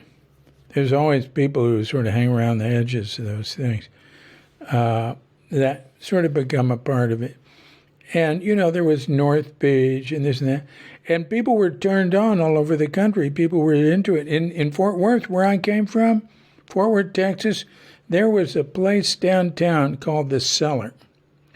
And it was, one of the owners was the district attorney of Fort Worth. Oh, God, I can't remember his name. And the other owner was Gary West. I think Mr. West owned it. He was a lawyer, father of a friend. And it was like a totally cool sort of beatnik place. It was all black walls, and you'd sit on cushions, and it had slogans on the walls. That one of them said, live spelled backwards is evil, or the other way around. And they had rooms like with mattresses in it. And I went there when I was a teenager several times. They'd have jazz and stuff. That was the first place in America that the band played. It was not a big venue. It was not a big place. They were just looking for some place that would let them play. And the Cellar let them play. And the Cellar got away with stuff other places couldn't. And it did get in a little trouble with the police because they rode the edge.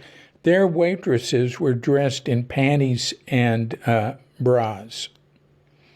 Maybe they weren't tiny panties and tiny bras, but it was like that. And so, I'd go there when I was 16 and order a mixed drink. And they would serve me a mixed drink, but it would have no alcohol in it. It would just sort of taste like it. It was just like you were in an older, somebody who was 21 in a nightclub. But the beat thing was influenced all over America, but it didn't. Its actual participants, it wasn't like the hippie thing. The hippie thing was a mass movement of participants. The two big movements in San Francisco that I witnessed, and they were both huge, was the hippie phenomena and the gay coming out, gay pride. And I'll have more to say about that later because Zen Center's been on, the concentric circles of Zen Center definitely intersect with the circles of the hippie movement, the psychedelic movement, and the gay pride, gay coming out movement, and the exodus of people from all over the country to San Francisco for both of those things. Of course, they flocked in many, many other centers elsewhere. To me what it was like. Remember that movie, Close Encounters of the Third Kind, where I think it's Richard Dreyfuss, like he gets possessed, and he's like, isn't he digging a hole in his backyard and stuff? And his family, and he's gone nuts, And then there's this meal in the home where he takes his mashed potatoes and he shapes them into this shape. And then, he leaves and he's going somewhere. He doesn't know where he's going. And what it all was, where there were all these people going to Devil's... just a second. I'm going to look that up. All right, let's see. Close Encounters of the Third Kind, Devil's Tower. And I've driven around it. And I loved that theme in the movie. I loved that movie. It was very idealistic. But also in the movie, that way people from all over the country, just some people, were being driven to the Devil's Tower, and they didn't know why. But they were. That's what, in a way, that's what the phenomena of what happened in the 60s was like. I knew when I was in high school, I was not going to go to college. I had no thoughts, even earlier, even much earlier, no thoughts of career or anything. I had no thoughts about a career. I just was excited, and I knew there was something, but I wasn't even conscious hardly. I didn't worry about it. I wrote songs, I wrote poetry, I studied, I did okay in school. I was like a BC student. I liked a lot of my teachers. I got along with them well. I got along with students. Played tennis. Drank a lot. We were wild.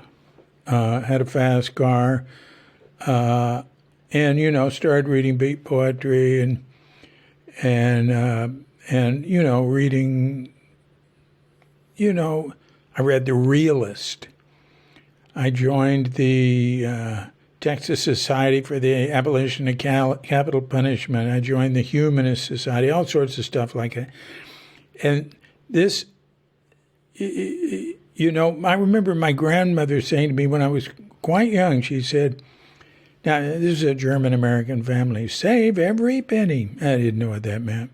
We always had everything I wanted when I was a kid. I had no concept of there being anything to save for. And I didn't want that much. I've never been a big spender. Spend a little too much on clothes sometimes when I got into that. But anyway, and she'd say, study hard, go to school, and, make something of yourself and make your family proud. I love my grandmother. She was wonderful. Everybody loved her. You know what I'd say to her? I said it a number of times. I'd say, Granny, when I grow up, I'm going to be a cabbage. And she would just start laughing and laughing. But why did I say that? Isn't that interesting? Anyway, so, I went to Mexico and lived there for over a year and traveled in Latin America. So, but then I gravitated up towards San Francisco. And, I did some civil rights work and stuff over that. But I went to San Francisco and, around the hippie thing and all that. And I was sort of like an observer. I mean, I was part of it, but I'd see love written somewhere, and I'd go write a slash and put hate. But then I found the Zen Center, or I gravitated to the Zen Center, and to me, it was like, when I look back on it, all that, it's like Richard Dreyfuss going to the Devil's Tower in Close Encounters, and all sorts of people just drawn, like there's some sort of magnet. And my mother said, I knew you were headed towards something like it. It was very compatible with that way I was raised. There was no problem. She was very happy. I mean, after all, I'd done how wild I was and everything. I'm sure she was happy. I was sort of settled down with something like that limits you. Anyway, so all that is commentary on Chapter 10 in what's bringing people there. So in Chapter 10, you're just seeing this first small waves of people who were students of Eastern religion and the artists and writers, and some of them are just interested. They're around the edge. They might go to a lecture. They might just like having Suzuki in the neighborhood. They say, there's a Zen master in the neighborhood. It makes the whole neighborhood have more meaning. And Japantown was so cool back then. There's a wonderful interview with Marcus Patterson Doss, who wrote San Francisco at Your Feet. And she had San Francisco at Your Feet articles in the newspaper. The interview with her is on Cuke.com. She had San Francisco at Your Feet articles in the newspaper frequently. And the first one she did was on Japantown. And when she went there, she ran into Suzuki, and he had just arrived. Well, maybe he'd arrived a few months before or something. But he gave her a tour of Japantown. And she writes about that. And, the very, very early years, Margot Patterson. All right, just write that. All right.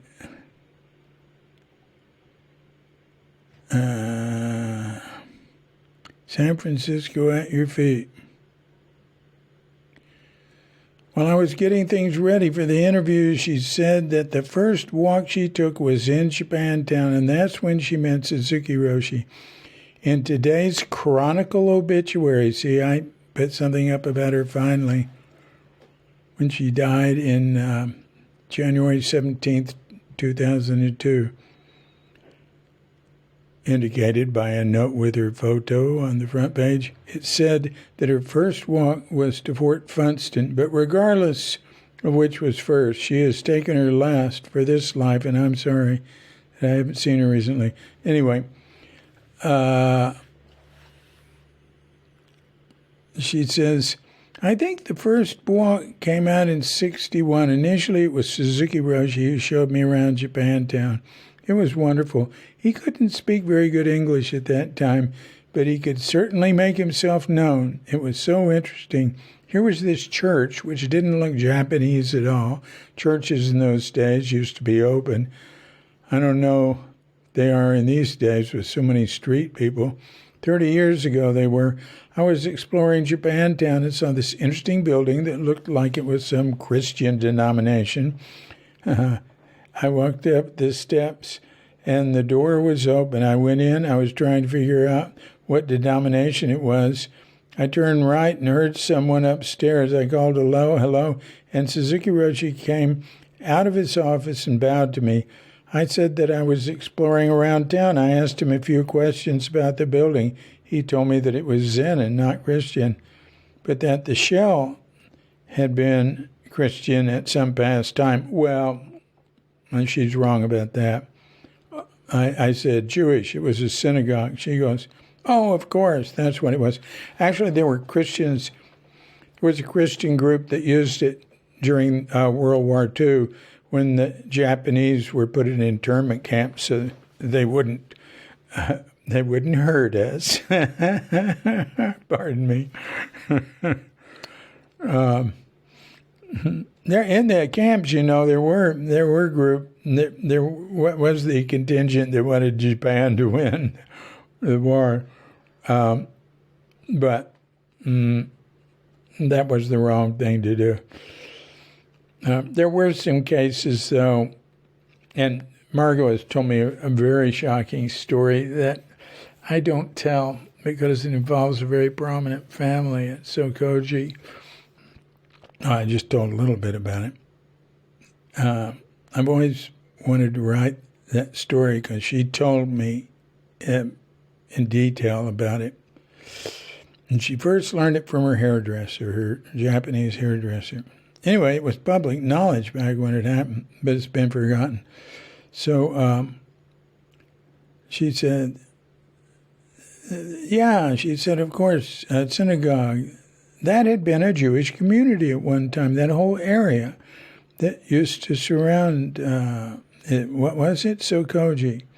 That neighborhood has all been changed by the Western Addition redevelopment, but there was a shopping street that was then a Jewish shopping street. It was wonderful. It had all kinds of secondhand stores, and it was a little like going to London and seeing all those shops of all kinds. The Jewish people recycled a lot of things. There were used stores, secondhand stores, etc. Also a Ukraine bakery. She said further north, though, from where was really where the center of it all was. So Suzuki came downstairs. I started asking some questions about Japantown, and he said, let me take you.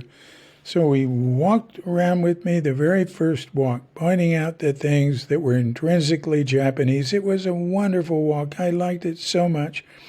One of the things he took me to was Soko Hardware. Yay! I remember Soko Hardware. Soko and then Seiki Hardware too. We're both there. Japantown was so cool back then, man. I loved living there. It was so cool. It was so funky. Beautiful little stores and stuff. And, as it modernized and everything, it just lost all its charm, or most of its charm. There was a wonderful shop that had Japanese antiques, Honami. Oh, well, Suzuki was very close with them, and that was a very fine place. Very fine place. There was also a Japanese sword shop, a little one that had, it was very small, and it had swords. I think it had some other things. There were some wonderful little Japanese restaurants. There was a Korean restaurant in there. So they had somebody to look down on. Pardon me. Japanese are terrible about discriminating against Koreans. Oh, God, it was just so wonderful. I loved it.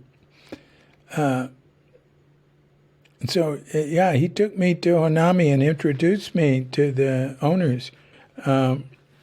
Took me to several other places. The proprietor of Soko Hardware came out and said sayonara to us when we left. It was very lovely. I don't know if I've said it to anybody since, but I did at that time. Sayonara. You know, I lived in Japan 4 years. We never said sayonara. Ja mata. It's like matas again. Or, you know, see you again, different things. Maybe we said sayonara. I don't remember. I remember the movie Sayonara. Very sad. I think it had Pinky Lee in it. No, not Pinky Lee. Where do these words come from? It had, all right, wait a minute. All right, here we got it. 1957. Director Joshua Logan. And starring Marlon Brando, Patricia Owens, James Garner. I'm looking for names. Red Buttons. Oh, that's what I meant when I said Pinky Lee. Red Buttons.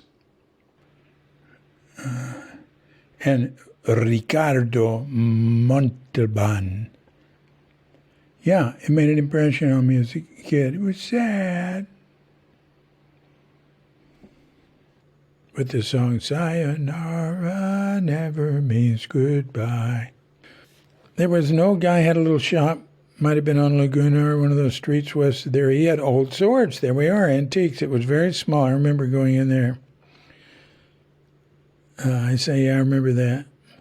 He was on Post Street, near Laguna, I'd say. And there was an interesting place right on the corner of what's now the old Japantown section. Oh, no, she's saying this. Batman?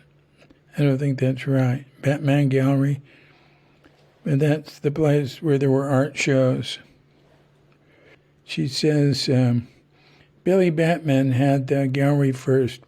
Philip Whalen could probably tell you Joanne Geiger. I was so pleased. I sent Suzuki Roshi an orchid to say thank you. Philip later told me it was the cymbidium. That cymbidium was, I think it was at Michael Winger's wedding reception later that Philip told me that that's the orchid I gave to Suzuki. And by that time, there were 30 spires of flowers on it. Philip told me that he had treasured that orchid very much. Because of that, other people had given him orchids later. And I started him off on them. Anyway, then she goes into future. She remained friend and advisors of Suzuki. Yeah, that's interesting. When I read it, said that Suzuki was like asking people to sit on the floor. That it said the little zazen being taught by Japanese priests had all been done in chairs. Now I changed that to mostly been done in chairs. I just don't believe that. I don't believe that everybody on the East Coast who is sitting zazen But I started looking into it. I couldn't find any example of people sitting zazen on the floor. Nyogen Shinzaki had people sitting in folding chairs. And that just occurred to Suzuki. I love that where he has them at the Asian Art Academy. Just get down on the floor. Yeah, that's not very Japanese either, because American floors are dirty to them. So, you know, because we wear shoes on them, or we used to. Unless they weren't wearing shoes at the American Academy of Asian Studies, which is quite possible. Never asked that. But anyway, he had them just all sitting on the blank floor, you know. You might think, well, no, some people do that. Wrong. When Dan Welsh went in like 1962 as a teenager to, I think for a year and a half, to be a student at Ryu Takaji, so in Nakagawa's temple, he said they sat on hardwood with no cushions. God, can that be? Maybe they had a sabotage. Can't believe that. So that's, man, did Dan know how to sit? You know, at one point there I say, they're in the Zendo and the cars are going by on Bush Street. They're going uphill from there in waves with the timed lights. Now, that was my experience in '66. But I don't really know if they had timed lights back in '59. And this chapter is '59. So I thought it was possible, it was probable.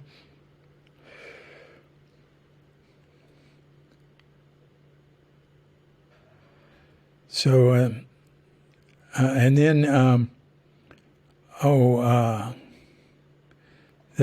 the priest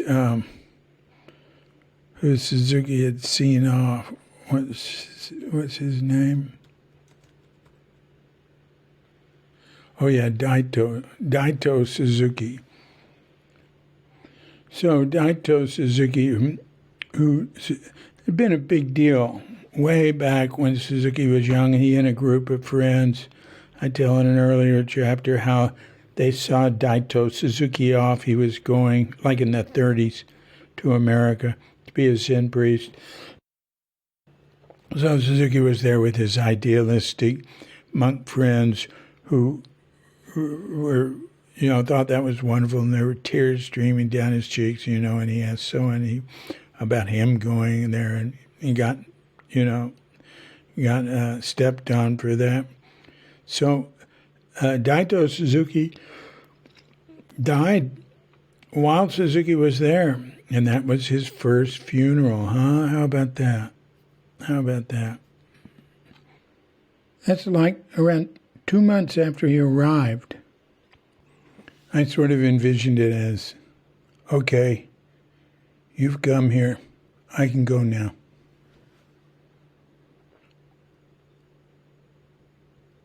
So, and then Maizumi came in right away. Suzuki met Maizumi as soon as he got there. And Maizumi joined him for Daito Suzuki's funeral in 1959. Maizumi had been there since, I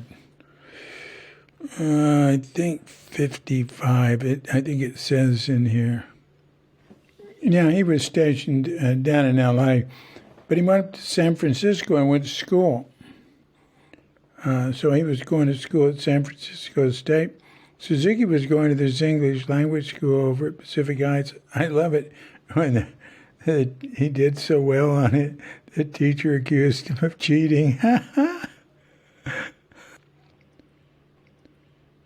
And then him meeting Son Nakagawa that first year. I mean, he really made a lot of connections. I mean, he got to know Alan Watts.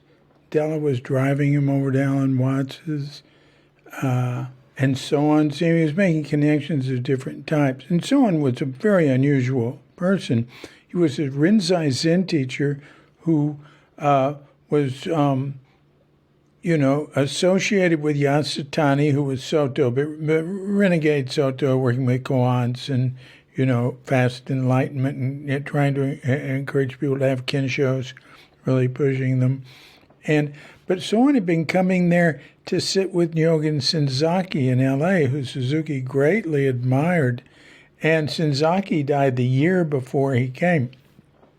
And Senzaki had originally, been left in San Francisco by Soen Shaku, around the turn of the century. I mentioned that in an earlier podcast. I mean, Soen Shaku literally left him in Golden Gate Park and said, good luck. Now, that's interesting. You couldn't do that so easy now because you just get kicked out of the country. And there was all sorts of, there were, racist laws and things making it harder for Chinese and Japanese, but maybe not right then. That might have been later on. I'm not sure. But anyway, he stayed. He worked it out. And he was washing dishes in San Francisco and stuff, and little by little, he ended up, starting a Zen group. And he had a great teacher. I mean, this is amazing. What an unusual person he must have been for Soen Shaku, who was a really revered, great Rinzai Zen master, very strict, to have left him there in San Francisco. I mean, he obviously recognized some talent that Nyogen Senzaki had. And Nyogen Senzaki planted a lot of seeds. And that book, Zen Flesh, Zen Bones, of Zen stories that he collected, that Paul Reps helped him with, that came out very early, that was classic. That was great. That might have been the first Zen thing I ever saw in high school when Charles Nunn came up. I believe that's the book he showed me.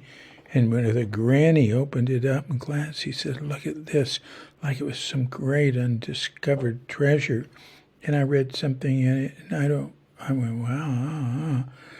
But anyway, little by little, Nyogen Senzaki, got on his feet and stuff, and he started teaching Zen. And they'd have very brief meditations, sitting in chairs in his apartment. And he called his group, the floating Zendo, because he never had an established temple. He was more of a homeless guy in some ways than homeless Kodo. But homeless Kodo had, not putting him down. He's a fascinating elder there. But Nyogen Senzaki's apartment, and where people were coming to sit, was just down the street from Sokoji. I always just thought, wow, that's so interesting. There was a little quote toward the end about we have to work for our descendants. I'm going to read a little more from that in that lecture, and then I'm going to play the lecture. But I'm just going to read it to you first. It's very quick. He gave this lecture on August 28th, 1965 in San Francisco. I edited the audio a little. If you want to devote yourself, choose some fundamental work. We have to work with far-reaching plan or far-reaching ideas. The far-reaching eyes, we say, kenshiki. This is a very important word in Japanese, kenshiki. Kenshiki is to have far-reaching idea, not temporal work. We have to work for our descendant, for future generation. And we must be proud of doing something which people usually do not realize its value. When you work, devote yourself in this kind of work. You will have eternal life. That's an unusual thing for him to say, you will have eternal life. You'll hear plenty of traffic noise in the background. If you want to devote yourself, choose some fundamental work.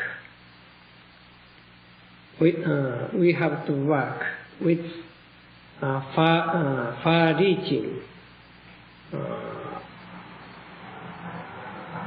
plan or far-reaching eyes. The far-reaching eyes, we say, kenshiki. This is very important word in Japanese, kenshiki. Kenshiki is to have far-reaching idea, not temporal work. We have to work for our descendants, for future generation. And we must be proud of doing something which people usually do not realize its value.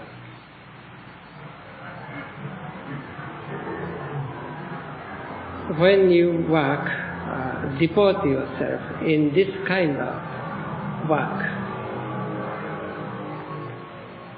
you have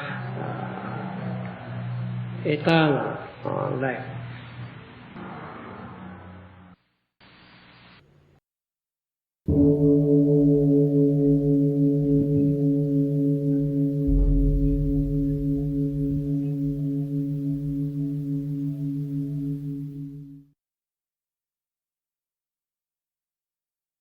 Thus, we come to the end of another Gyuk audio podcast. Thanks a lot for joining us. There'll be Chapter 11 with comments next Tuesday. You might want to consider going to Gyuk.com, and there's a donate link near the top, and there's one near the bottom of the home page. Also one on the Podbean Gyuk audio page. Those donate links take you, surprisingly, to the donate page, where one can contribute to Gyuk Audio, Gyuk Archives, with check or through PayPal, or with a PayPal subscription for as little as $1 a month. It's easy to do and a refreshing experience. So, this is DC, coming to you from Sleepy Sanur with Dogette Bandita and Feline Cuchita, but without dear lovely Katrinka. Wishing you and yours and all of us a grand awakening.